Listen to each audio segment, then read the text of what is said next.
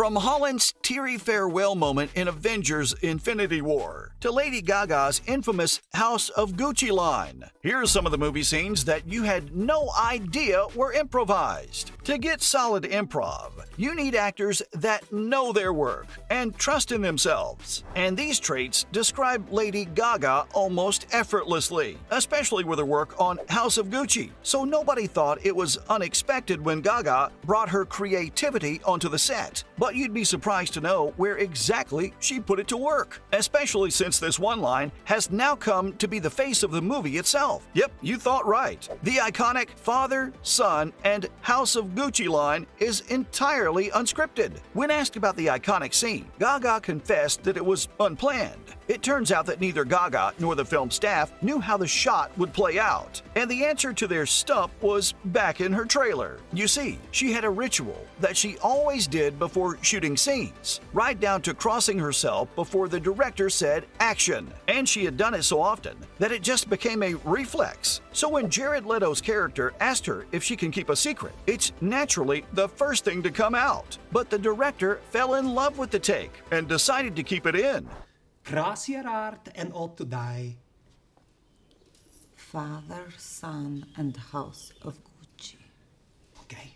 Which the showrunners should be glad for, because I know so many people who wouldn't have watched the movie if it hadn't been for this scene. Not gonna lie, but this line took social media by storm, and I actually thought that maybe this was the movie title itself. So it's obvious that the movie wouldn't have had the same charm without its uniquely Gaga dialogue. Speaking of movies that would be incomplete without their dialogue, I can't miss out on Tom Holland's amazing improv in Infinity War. From unscripted hugs to spontaneous lines, Holland's done it all. But there was never one ad-lib that tugged at my heartstrings as much as this one. Spider-Man's infamous death scene in Infinity War, where he speaks his last words to Iron Man before disintegrating, is a tearjerker, and it's entirely improvised. When the Russo brothers first filmed the scene, they weren't nearly as overcome with emotion as they had hoped, so they decided to get straight to the source. In this case, the man in action, Tom Holland, and asked him to go through the scene saying whatever he felt like. Lo and behold, it was a success. I mean, what else would you call a scene that left open tear ducts all across the world? And the Russo brothers agree. When asked about the scene, they mentioned that Holland understood the assignment because he unlocked the scene emotionally and gave them exactly what they were looking for: pure, unadulterated sorrow.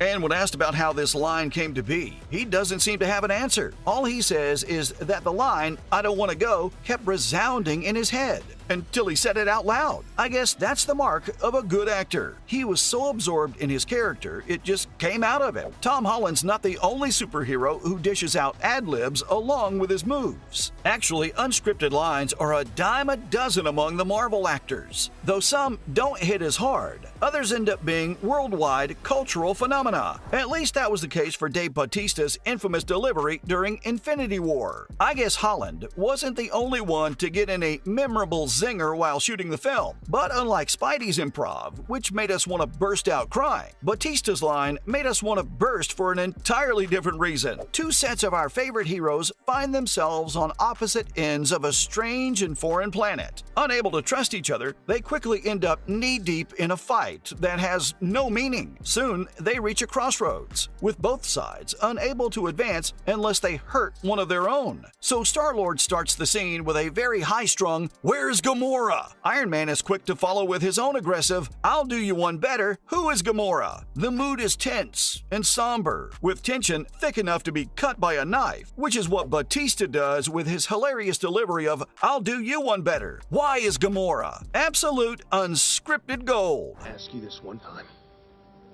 Where is Gamora? Yeah, I'll do you one better. Who's Gamora? I'll do you one better. Why is Gamora? But the thing is that any writer's priority list is to get their screenplay into perfect shape before they start filming. But sometimes it's the actors who turn up with something even better, which is exactly what happened with Ryan Gosling in the movie Crazy Stupid Love. When I watched the movie, everything seemed so intentional, and it showed that the writers were at the top of their game, only for me to realize that the last baby lift was actually not part of the script. Yep, that's right. I'm as shocked as you are. The infamous baby lift was inspired by 1987's Dirty Dancing, and it would seem like it was recreated on purpose, but it actually wasn't. When the writers met Gosling for the final script, the La La Land actor mentioned that he'd done the Dirty Dancing lift in real life. I mean, that's no surprise to me. His dance routine in La La Land was impeccable, and the writers knew he was a jack of all trades. So when Gosling mentioned it, they just knew it had to go into the movie. And that's how the most famous scene of the rom-com came into being. As I said, writers can write all the words, but the actors have their own hands in making it real. And that sometimes means going off script. Just like Kristen Wiig did in the Bridesmaids airplane scene. Going through a hangover may be horrible. You know, why don't you take my scotch? It'll just give the pill a little kick that it needs.